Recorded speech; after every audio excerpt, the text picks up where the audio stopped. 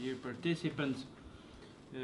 I'm very, very pleased, first of all, to be part of this group of reflection on our society and to bring in my knowledge of past societies in helping understand our own society.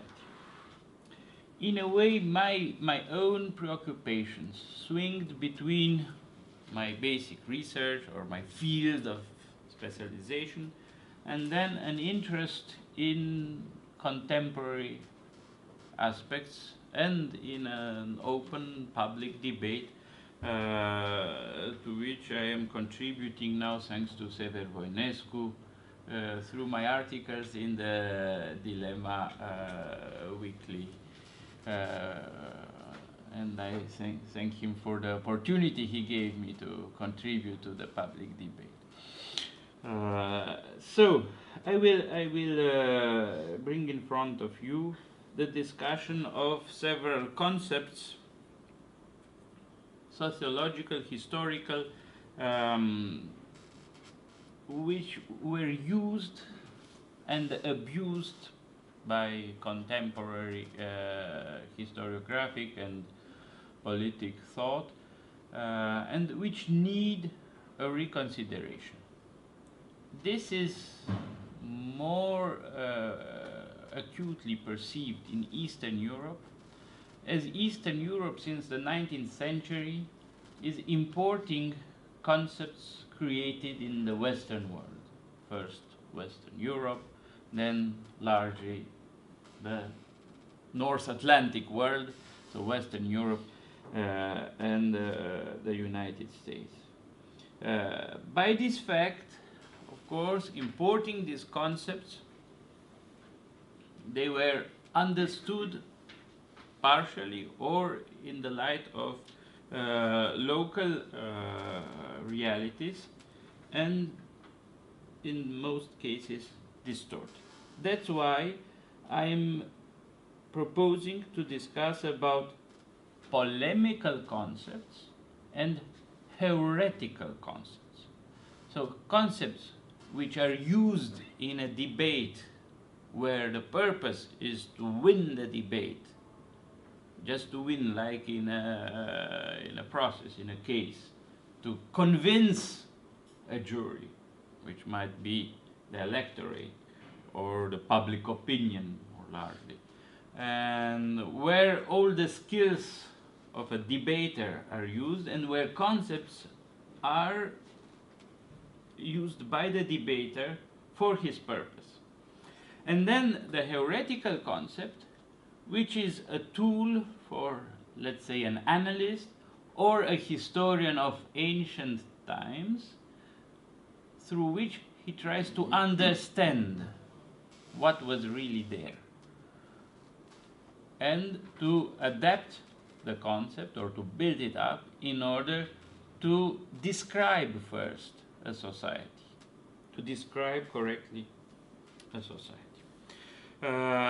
So the polemical concepts are sometimes, they have the same name like the heretical concepts, but they were diminished or ruined by polemical use and by what I call cultural misunderstandings. I will give you a few couple of these concepts which are very often used without discrimination, and we can count probably hundreds of titles of collective volumes which have in the title Church and State, Religion and Politics, Church or Churches, Nation and State, and you can continue with variations of this type. And of course you find in these volumes very, very different approaches to these realities. And then in the polemical concept, you always build up, so the polemist is building up on the lowest level of understanding of a concept. And I will give you an example. When in Romania, but most certainly not only in Romania, in both Orthodox or Catholic countries, or countries with a majority Catholic or Orthodox, when you use today church, you refer to clergy, and not even generally to clergy, but to the seen clergy, or the clergy which is apparent, which means first bishops or public debaters who are speaking for the church, and then in the case of the Catholic Church, the Pope as figure, as an incarnation of the church. In our case, the Patriarch of Romania, or his close bishops. So a type of reduction which is used for polemical reasons. The toughest problem is when you arrive indeed at the balance between the singular church and the plural churches. Because here, on the one hand, you have a kind of theological debate. Oh, the church is one, so you cannot use a plural. There is only one church, and what is the rest? Those who do not belong or do not confess their participation to this church. The rest, then you have to give them different titles: schismatics, heretics, dissidents, or whatever synonyms you find for this. But nevertheless, from a morphological point of view, not only you have an organization clearly and juridically defined for the Catholic Church, but let's reduce the whole debate to the Orthodox Church. You have autonomous entities, but so autonomous that in fact they don't have anything with each other. No form of cooperation or of common action between them. And you have then the Church of Russia, the Church of Romania, the Orthodox Church of Romania, the Orthodox Church of Bulgaria, the Orthodox Church of Serbia, the Ecumenical Patriarchate, another entity, the Church of Cyprus, of Greece, the other Ecumenical Patriarchates from Antiochia, Jerusalem, Alexandria, and even, and this is the most astonishing, such churches like the Orthodox Church of America, which is not recognized as a church at all by the other churches, but which produced 90%, I would say, I don't know, maybe 70%, but anyway, the majority of contemporary Orthodox thought. So the works of Father John Meyendorff, of John Florovsky, of Schmemann, are really very important, tremendously important for contemporary Orthodox self-understanding and representation, but they are nevertheless members of what one should call canonically a schismatic church. So, given this contradiction between realities on the field, what we can observe, and concepts, we have to work again and redefine and find new ways of expressing the precise reality you want to grasp. So not to call a church what is only a local ecclesiastical organization, for example. at least for research purposes. Now, it is very important also to understand that these dualities, I call church and state, religion and politics, religion on one side, political organization for society on the other side, they all have a history, and they are rooted in at least 2,000 years of thought, if we take the writings of St. Paul as starting point for thinking the church. We have there a clear definition. The church is Christ's body, and so it is universal, it comprehends all the believers all over the world. So there is a sense of universality which is introduced in humanity, which is rooted in this small text and very marginal at the when it was written of St. Paul. We are at that moment still in a society where humanity is thought only as part of a given community. So it took from this inceptive moment, St. Paul's letters, 2,000 years, or not 2,000 years, at first a few hundred years of Christian thought to develop the idea of a unified humanity, that there is a genre, genus, which is the human being, despite any differences, ethnical, racial, ethnical, or social, or from the gender point of view.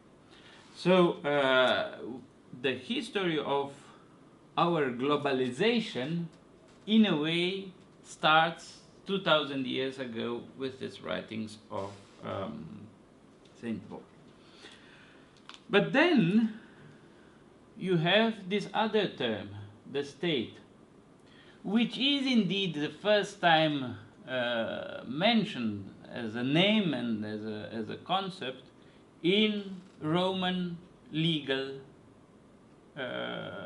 texts, and which is the res publica, but sometimes the status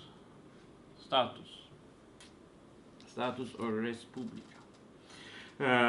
So here also we have a very, very long intellectual history. But as a historian, I'm underlining, insisting that the Roman Respublica, the medieval state, and the modern state, they needed conceptual developments to become the specific institutions as we can describe them sociologically, historically. Now, the starting point are these communities which we can call by the Greek term polis, and which are very clearly defined first by a wall. You have to design, this is what Romulus and Remus are doing when they build up Rome. They are tracing on earth the future limits of the city, the walls. So the walls are defining the community. And then the community which is inside these walls is bound together by common ancestry, by gods which are only of this community, not the only gods in the universe, but the unique gods of this community. And then it is defined by a common interest, and here comes economy into it, which is to escape famine, to avoid famine. Famine is the basic threat of these ancient communities. So, for this purpose, they are working together. So this is the unifying purpose, working together. And I think the biblical history of Joseph is showing the sense of community despite its territory. Because Joseph is contributing to save from famine his kinship. No? And he invites his brothers to come to Egypt, and finally they are coming once, twice, and are settling there because this is solving their problem, the problem of famine. So, in a way, economy is part of the sense of this basic community in its most primitive form, which is avoiding famine. Now coming back to the debate church and state, and jumping back to our epoch. We are using these concepts with the polemical touch given to these concepts in 18th century Illuminist philosophy, and especially in Hegel's writing then. So the Hegelian, I may call the Hegelian perspective on church and state, which built up, used in the various revolutionary movements of Europe, built up a strong opposition between the two entities, or projected in our minds the idea of opposition between the two entities. You have on the one hand the state, which representing the interest of the community, and then the church. Of course, in Western context, the church, which is representing another type of interest, the interests of the church. And you have postulated the clash between this. And the solution to solve this clash was, like in the French Revolution, for example, to build up a national church. And you had the famous convention du clergé révolutionnaire, so the establishment of a church which was segregated from the universal church. This means in political terms from the Vatican, from the Pope, and so the state obliged the priests to pledge allegiance to the French state. This happened in 1790. And those who refused to pledge allegiance, and in this allegiance it was clearly stated that I will not obey anymore to the orders of the Pope, but only to the interests of the French people. So, but to this law, an important number of priests refused to pledge allegiance, and they were called les réfractaires. This was the starting point of the first important, and I would call it even genocidal, type of repression of the church by the state. Why? Because systematically the priests who were caught that they didn't pledge allegiance were killed. So a law was allowing to exterminate the les réfractaires. This is also the starting point of the Vendée, when the peasants were solidary with their priests, tried to defend them, and started then the revolt against the French Republic. So we have this, the paradigm of clash between church and state, which dominated throughout the 19th and early 20th century. In the French case, of course, again and again, like in 1901 and 1905 with the law on public education, which prohibited any form of confessional education on the French territory. So all the church schools were expelled, and once again we are forgetting that this measure was accompanied by a lot of violence, arresting priests, deporting them outside France in order to be sure that all the confessional schools were closed. And then in the 20th century, here I don't have to give many examples. The ultimate stage of this clash is in the communist revolutions, where the revolutionaries postulated the possibility of completely eradicating any form of Christian cult on the territory, suppressing the churches completely. We have, of course, the major example on Orthodox territory with the persecution of the church in Russia, but you have the Albanian case where you had both Catholic and Orthodox churches suppressed, and Muslim cult even, but this is another discussion. You had an attempt to eradicate church in revolutionary Spain, so in the years of the Civil War. Yes, you had an attempt, it didn't succeed, but they were considered enemies of the revolution, and we have important cases of where the whole monastery was executed, etc., or obliged to flee. So the 20th century brought this conflict to this extreme point of eradication of one institution by the other.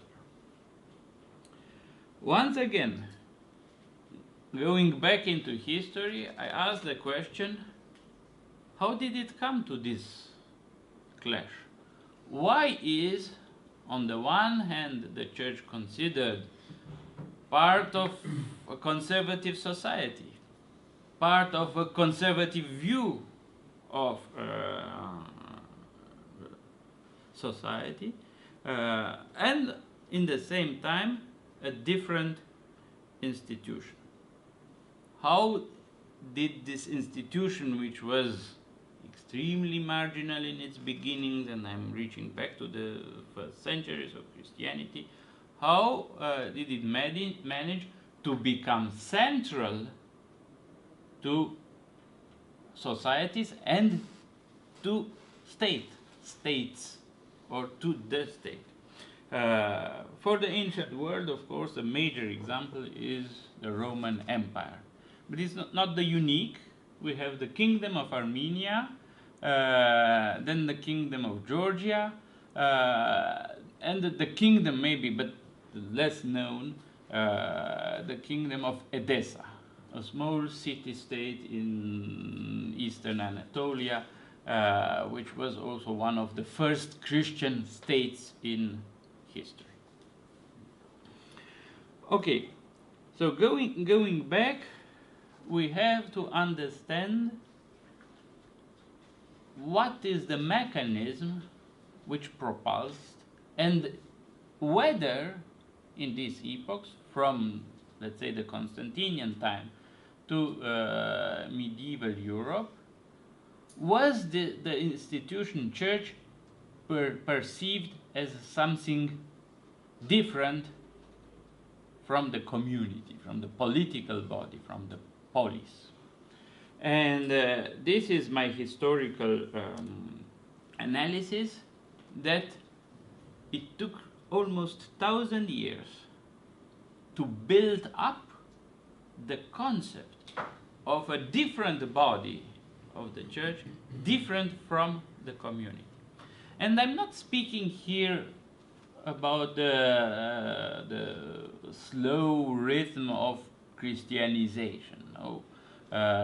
Because now the historians established that what was once told as the Constantinian conversion is not a transformation of society in a few years from pagan to Christian, but only the starting point of a very long process, even in the central regions around the Mediterranean. So a very slow process which expanded first in the cities as an urban movement, secondly, and sometimes much later, an incomplete transformation of the countryside, so that Christianization itself is a very long process. And the well-documented processes in the 13th century of the heretical movements are insisting on this aspect, on the fact that pagan beliefs were still and are in a way the cause of heresies there where they succeeded to grasp of a society. In southern France, northern Italy, in the Balkans, for example. So we have on the one hand this slow Christianization. On the other hand, we have the fact that Christianity, the official story goes that the state, the Roman state, adopted Christianity. But we can tell also the other way around the history, as the Christian community adopting gradually the empire. Why? And this is once again the input of the historian into this building up of concepts. We observe that Christianity really used the imperial structure, so the state structure, to slowly penetrate society.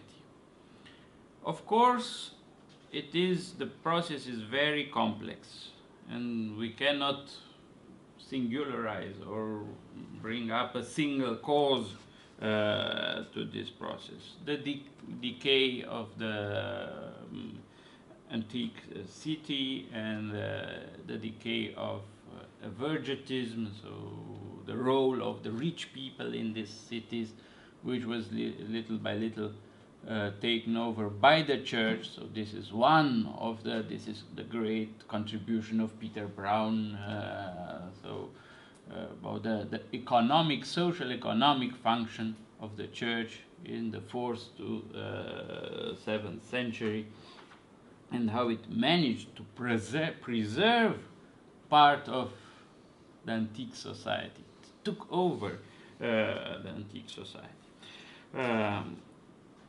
So, given this fact that at the center of this political construction, the Roman Empire, the two institutions almost merged together, and the values brought by Christianity, little by little, penetrated the state and transformed society. So they were effective in shaping a new form of society. And here it is important to underline that the imperial legislation, so the laws produced from Constantine to Justinian, and even later to Justinian II, end of the 7th, beginning of the 8th century, when of course the two halves of Christianity started getting apart for contextual reasons. One of it is the rise of Islam. So in all these years, indeed, Christian values penetrated and transformed imperial legislation. This history of melting together was at some point put under question, I would say, by Christians themselves, from inside the core of Christianity. And this core of Christianity is monasticism.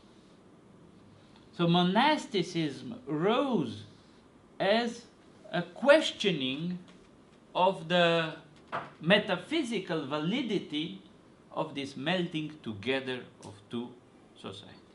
And here the phenomena are absolutely parallel in Western and Eastern Christianity, and which was completely neglected by historians who were trained to look at the differences, at what separated Western Christianity from Eastern Christianity.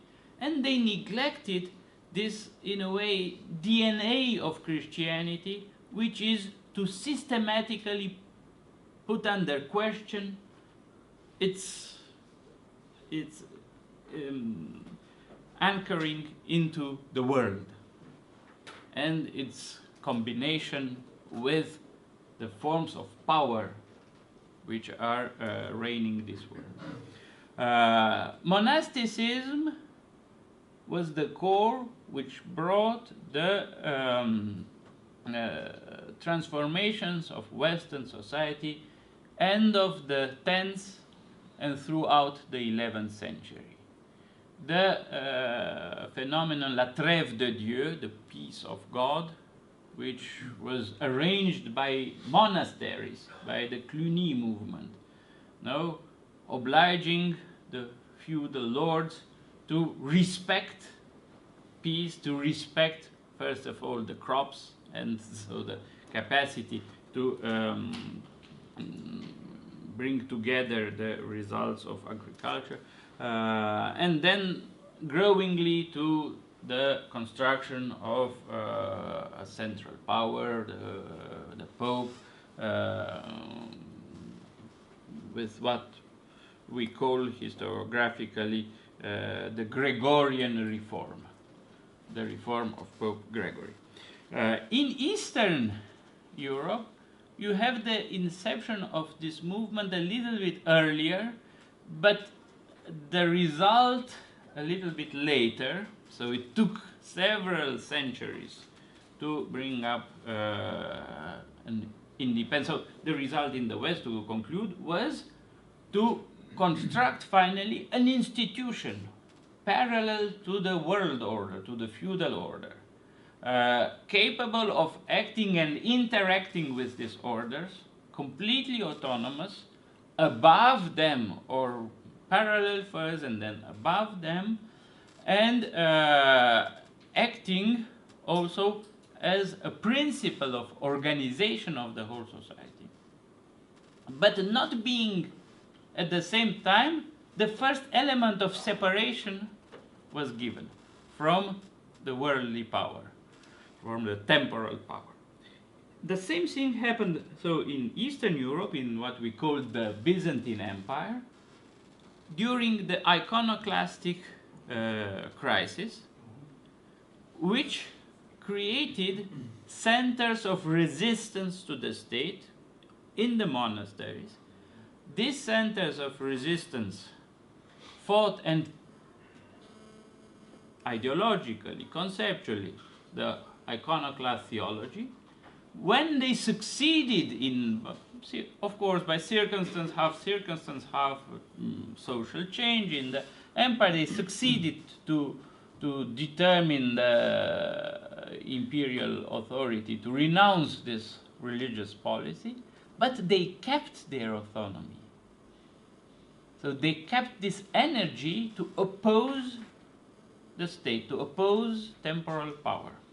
Only it is not so clearly visible like in the West for the 10th, 11th century, but it keeps growing throughout the 12th century and in the 13th century, when we see for the first time establishing a church unity, which is called the Ecumenical Patriarchate, outside of the geographical context in which it was built. This means the move of the siege of the church from Constantinople to Nicaea after the conquest of Constantinople in 1204. And afterwards, throughout the 13th and 14th century, we see the creation of this big religious unity, which encompasses communities within the Islamic Empire, communities within the Byzantine Empire, communities within the Latin Empire of the East, and communities within other states throughout the Balkans, and reaching as far as Russia, and finally under Mongol domination. So in this puzzle of political powers, you see emerging, and this is once again a story which is not enough told even in the Orthodox consciousness, in the history of the Orthodox Church as it is told today, that for 4 centuries there is a unity around the idea of ecumenical patriarchate, for 60 years outside of Constantinople in the 13th century, continuing throughout different forms of power, because you have competing emperors in the 14th century, and then a new form of power in the second half of the 15th century, which is the Ottoman Empire. So this church survived what was unexpected and unimaginable, survives throughout the change of power in Constantinople, but the change of ideological paradigm, let's say. It was not only another emperor, but an emperor with a whole political system, its own, which is Islam. And it survived, and not only it survived, it acted as an important historical actor throughout the 16th, 17th, 18th century.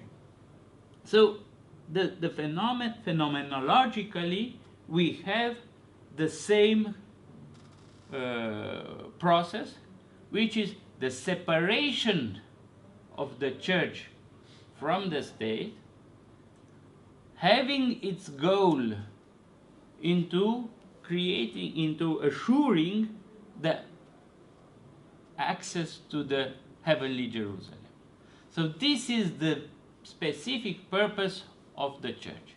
Meanwhile, what is left for the state, whether it is the Byzantine Empire or the medieval realms of Serbia, Bulgaria, and the same thing in a way, parallelly, whether the Kingdom of France or the Kingdom of England in the West, or the other kingdoms in the 13th century, for the state is reserved a purpose which has as object the continuation of the same community on the same territory. So the passing on of conditions for life on a territory from one generation to the other. This was the new purpose which was reserved for the state, what I called, not I called, but I used the term forged in the 13th century by scholastic thinkers, so survival community. This survival community has its own purpose, which is different from the community of the believers, which has as object to assure the salvation, individual salvation of the. I have to finish? No? No. Yeah. So the salvation community has as center, as principal object of preoccupation, the person, the individual, and his crossing of the world like a pilgrim, his pilgrimage through the world towards the heavenly Jerusalem. In a way, the idea of individual was defended by the salvation community.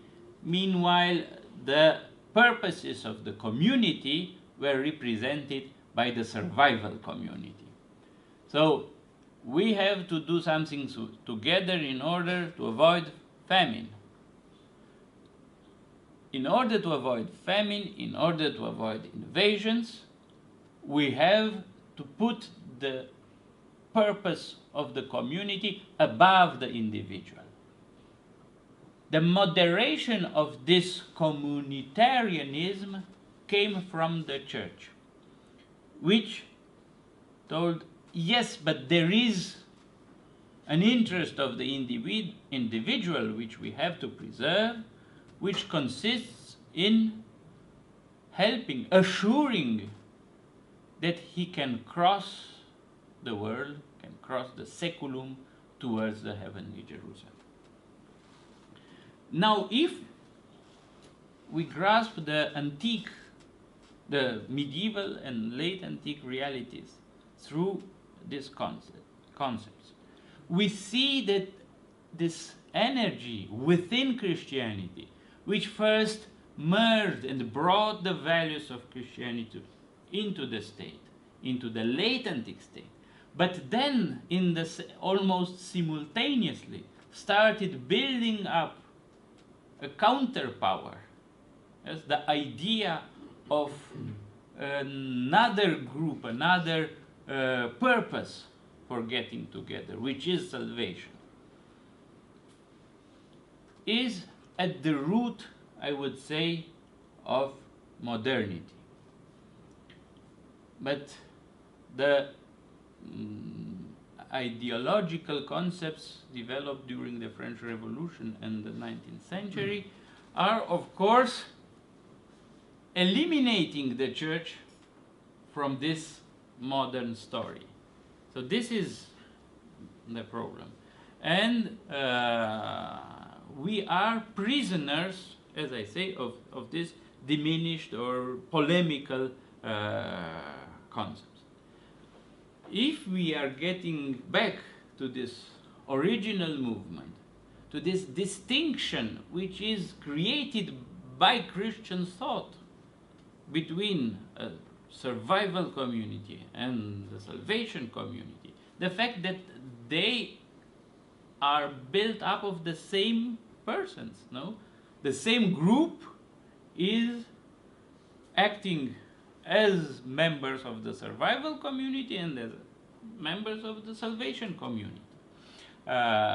This distinction allowed finally to this, what later historians called the separation of church and state.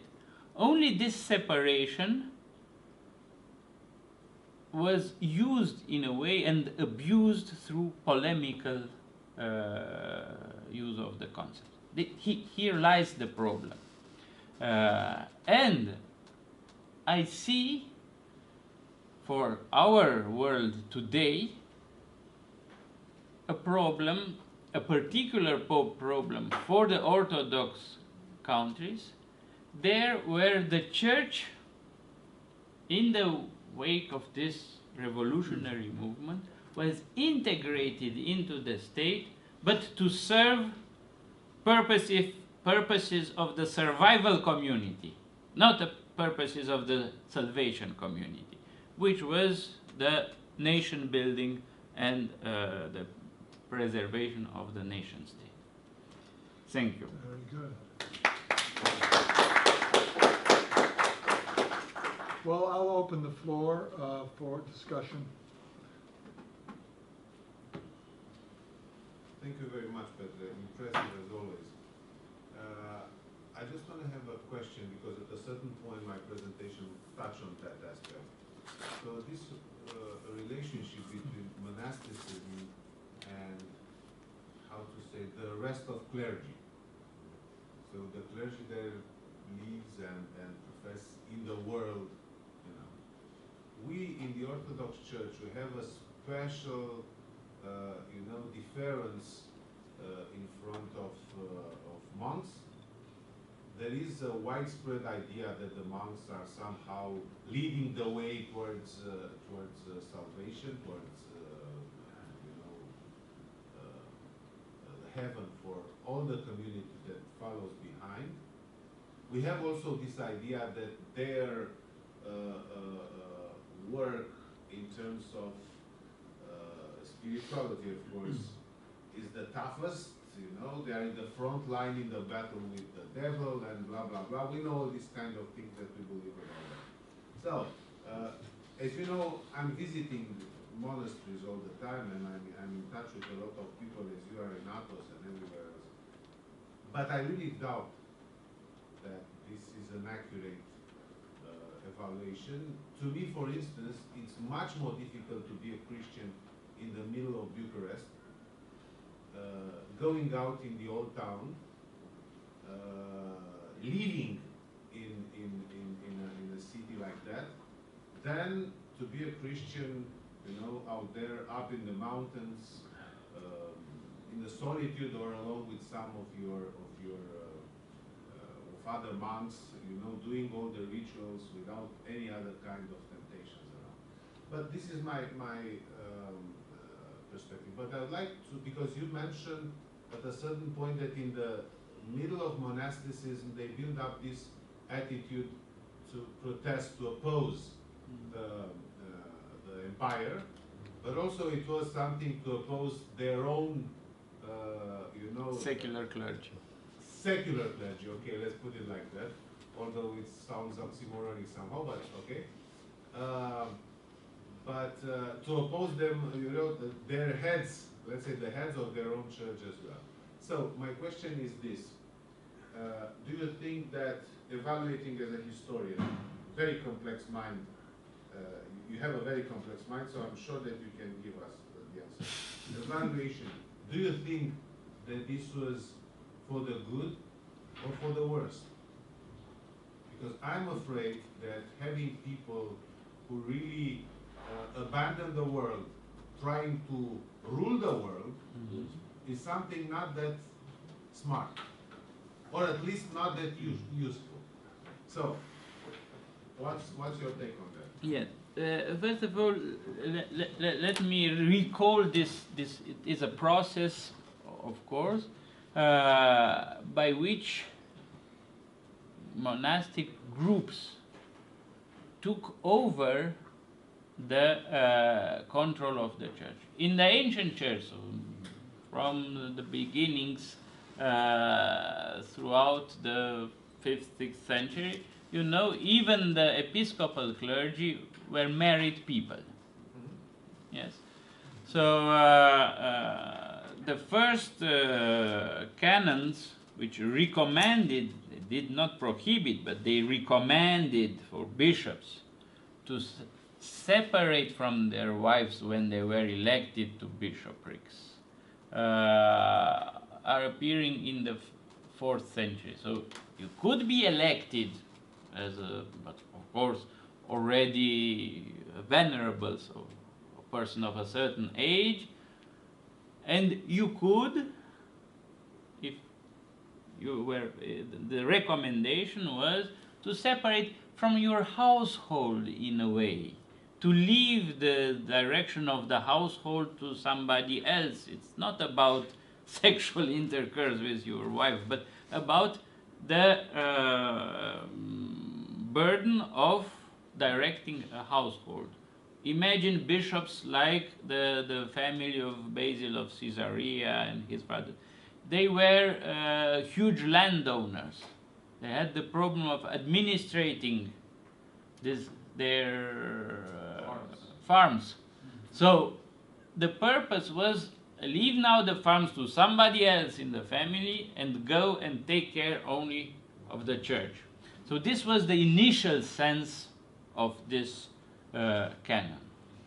It is only throughout the iconoclastic crisis that little by little monks were elected to bishoprics.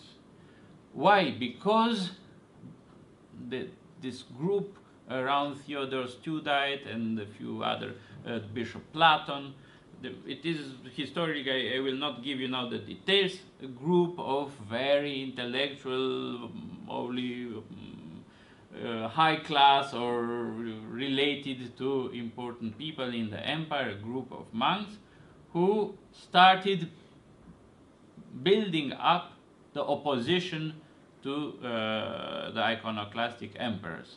We shouldn't forget that in 754, a number of 300 bishops congregated in a synod voted and so decided that iconoclast theology was orthodox and was the rule. This is the synod in Hierea. So this group little by little organized itself and took over by this promotion through social strategies, promotion of monks into bishop's position. So now the bishop monks, of course, they were even less attached to the social network of the empire. They had already, since their young years or since years, abandoned any connection to the world and were defending and had the only interest to defend the interest of this salvation community. So the process is going and was marked by this huge crisis, the iconoclastic crisis in the Byzantine Empire. And I'm speaking about these monks which got interest into interfering with the world. They were not monks who were leaving the world, but on the contrary, returning through the world as bishops, as debaters, like Theodore Studitis, living inside the city. So Constantinople was full of monasteries. And all these monasteries, little by little, created this idea, we are something else within the empire. The empire is one thing, and we, first we monks, but later we, the church, we are something else.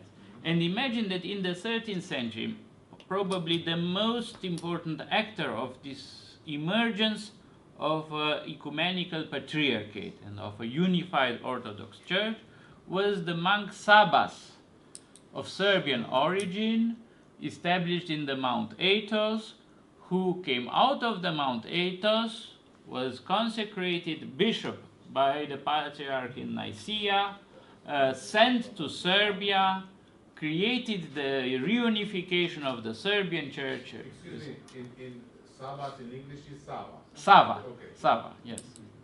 Sava, the Serbian, Sava Nemanja, of the Nemanid dynasty, so son of the great Župan Stefan Nemanja. But you have the same kind of situation in Western Europe. And you have the same... You have 2 centuries after Sabas, you have the crazy Savonarola guy in Florence, who, you know, another monk who wanted to rule the world. But anyway, I wanted to contradict your idea that the monks are interested only in their own salvation, leaving the world. So throughout the history, they were returning systematically to the world and interacting, first and foremost, as bishops. So this is the case of the hesychastic monk Gregory Palamas, who accepted to be consecrated bishop.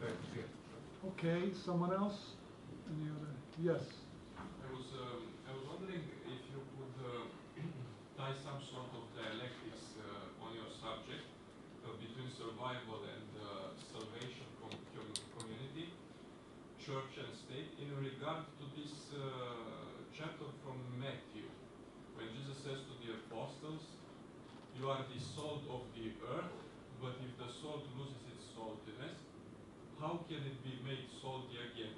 it is no longer good for anything except to be thrown out and trampled underfoot. So you mentioned about the French Revolution, about this change in dialectics, Christians adopting the state somehow adopting Christianity. And I was wondering if you could play a little with this verse on Matthew and tell me finally what happens to the people that trample the salt with their foot. I think please? They have been discarded.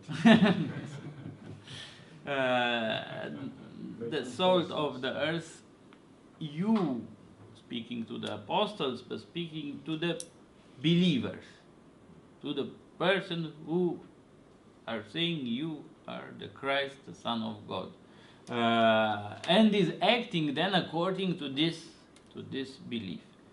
In this sense, the salt of the earth can both act as bringing to society its confession, its belief in the otherworldly sense of our life, in the fact that we are here only preparing an exam to reach another status, another ontological status.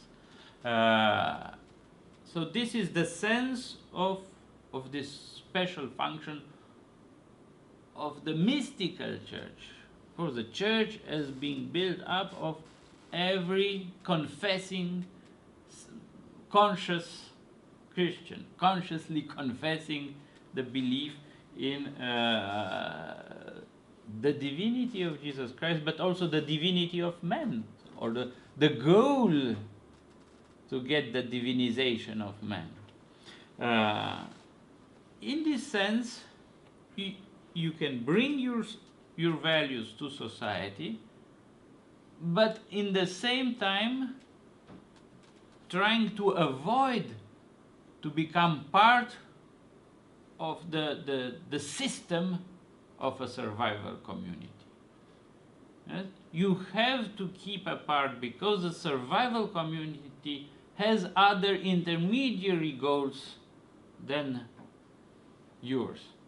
So you can both instill the survival community with your values, but keep the autonomy and the capacity to oppose it and to correct it and to confess truth, even to a survival community which is, let's say, Christian or Christianized.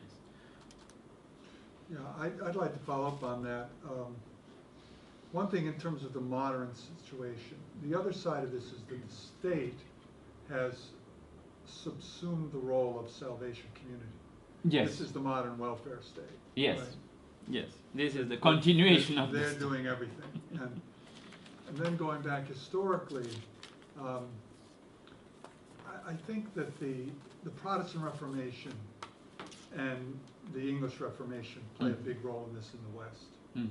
Right? I mean, you have the birth of the Hobbesian sovereign, the Leviathan, that comes out of the English Reformation. And Hobbes really, I think, is best understood in Leviathan as an apologist for the king, for the oath of supremacy that he required. You know, you picked up the French story, but you know, yes, one can in the pick up. 16th century Yes. we could start that same thing, and that is, I think, crucial in terms of, you know, the assertion that the Leviathan, the king, is sovereign over the church, and that therefore the church becomes the function of the state. It really exists at the whim of the sovereign.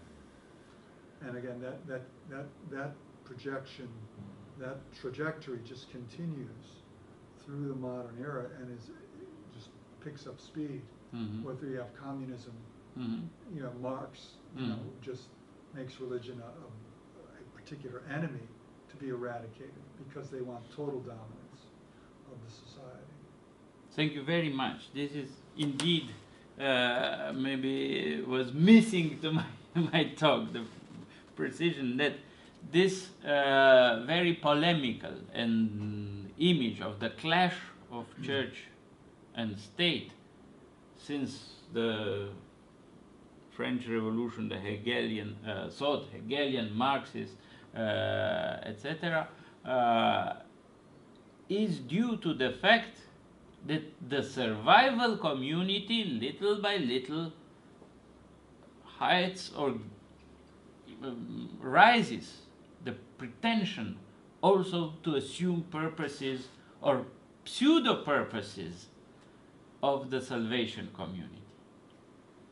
So there is no other possible community, in fact, and to reunite the two communities, but inside the survival community. And this is the ideological state of first nation state, and that's why I was citing very quickly this formula which was introduced by, in fact, by Peter the Great in Russia, where you have a church but which is controlled on Protestant reformed models.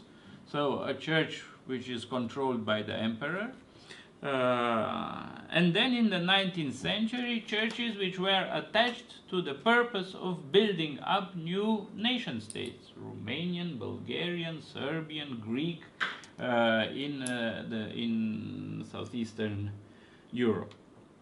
So indeed, this is the reason why it got so polemical, because the survival community started pretending to assume purposes specific to the salvation community. And I think that is exacerbated by the fact that in the West, those elements of the survival community delegitimized the church by claiming it was irrational and unscientific and therefore irrelevant. And so, that religious faith is treated a lot of times as simply an irrational impulse, and therefore nobody needs to pay attention to it in formulating policy. Or it's just a personal preference. Yes. Yes. Manuel and Marianne, and then Emmanuel. It's very interesting, this distinction between surviving community and salvation community. Very interesting and very real. Yeah. And I think a model of being in both at the same time, we can find in the old literature, Christian literature, I think now to the Diagnet, the work of the 2nd century. There we find a description of Christians. And the text is very short. May I? Yes, please. Go ahead. Christians are indistinguishable from other men, either by nationality, language, or customs. They do not inhabit separate cities or their own, or speak a strange dialect, or follow some outlandish way of life. Their teaching is not based upon revivals inspired by the curiosity of man. Unlike some other people, they champion no purely human doctrine. With regard to dress, food, or manner of life in general, they follow the customs of whatever city they happen to be living in, whether it is Greek or foreign. And yet there is something extraordinary about their lives. They live in their own countries as though they were only passing through. Play their full role as citizens, but labor under all the disabilities of islands. Yes. Their country can be their homeland, and for them their homeland, wherever it may be, is a foreign country. Like others, they marry and have children, but they do not expose them. They share their meals, but not their wives. They live in the flesh, but they are not governed by the desires of the flesh and so on. It's very interesting. Yes. But my question is, when this text was written, beginning of the second The state century. was something separate. Yes. The state, The Roman state, yeah, yes. the Roman state was not Christian. Okay. And nowadays, it's not something strange to live in these two ways when the majority says we are Christians. This is very interesting for me. We should act in different ways. This is not a publicity or something. I do not know. Yes, this opens a whole new area of discussions because it is how do you live, how do you adapt as a Christian in a world where the survival communities usurped the function of the salvation community. So I just, I think we're having a little scheduling issue here with the time. So I want to thank you, Professor, for a very stimulating discussion. We really need to stop now. Can you have a coffee break now? Okay, I'm being against my will going to say that we're going to have a coffee break for 5 minutes, please, because Yes. we're late already here. I don't know, we can discuss, I don't know, if there's been some other changes made in the thing, but, Okay. so let's take a Yeah, 5-minute coffee no, break Because we'll have the round table after. after lunch, After lunch. Yes. after lunch, because we. Please, we- yes, it's important to have it after lunch. We want to get in these sessions in the morning, don't you think? Mhm. Okay, it's a decision. Right, so I want to put, Chris this morning, Christoph and Koch, then, yes. how about Sever? Is he going to be this afternoon or tonight, or this morning? He's It's your decision, you decide. on the schedule, he's second know, to he's- last. Okay. Um, Do you wanna move him up? All right, Sever, we'll leave you in the afternoon then, since now we have coolness. It's better because I don't like to be squeezed Before lunch? Before lunch. Okay, Because everybody is looking forward to the lunch. okay. We can So have you- you right after lunch. We can't be right after Everybody lunch, is- so everybody's. No. Okay, so the schedule will stay as written here. You will talk next. So let's just have a 10-minute coffee break. Mhm. Please come back after 10 minutes American time. But now you should have make me a sign to stop. It's not your problem. The problem is that we started so late. Yes. That we started yes, so late. yes. That was wonderful. Yeah. Thank you very much. It's a very rich idea, the salvation community. Survival. It's very rich. It's a very useful idea.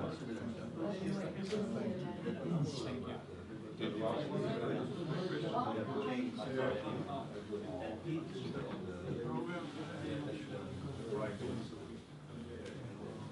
So, we'll put, Tony will be not, Tony's out. yes, he will be the next day. Okay. Yes. So, Kostas will, he will, I'll call him now. He will not be at 4:30, 2:30, a little later. I'll call him. In this case, maybe Marianne will come. Marianne, Or Marianne said it, and that's enough. So the round table, we're really kind of having the round table. I mean, this is the round table. Why don't we just leave it out? Better at the end of the day, the round Yeah. table. Yes, when it's your decision. yes, when we have already accumulated a number of A number of speeches, yes, Yeah, papers. if we run out of time, Yes. we'll just push it to the next day. Mm-hmm. Okay, so we're gonna get in, well, we're gonna get in at least Chris